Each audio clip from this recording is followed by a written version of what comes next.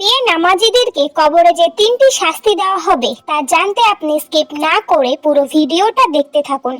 1 নম্বর, বেনামাজির কবরকে এতটাই ছোট করে দেওয়া হবে যে তার ডান পাঁজরের হাড় বাম পাঁজরে ভিতরে ঢুকে যাবে।